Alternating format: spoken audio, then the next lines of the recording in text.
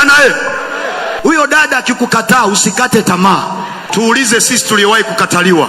Mimi nilienda kwa mke wangu niliyemuoa, nikarusha mawe ya uhakika, akaniambia umechelewa, nina mtu tumetoka naye mbali. Nikamwambia Mungu niliye naye hawai wala hachelewi, always yuko on time. Akasema sasa itakuwaje? Ngambia oya, naomba mimi nifanye tu kuwa spare tire, nifunge huko nyuma kabisa chini huko. You never know, kwenye safari hiyo tire uliyofunga inaweza ikapata pancha.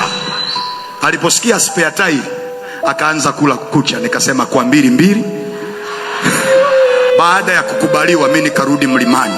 Rebata ya mandogo zakata, repata ya namashata, reba kora basikata. Baadaye anakuja analia, Emilia, yani nyie wanaume. Kabia sio wote, ndio maana Mungu alikupa mimi. Yule mama nikamwambia fungua spare tire, funga mbele, safari ifanyeje? Mpaka leo spare tire ndiye anaendesha gari.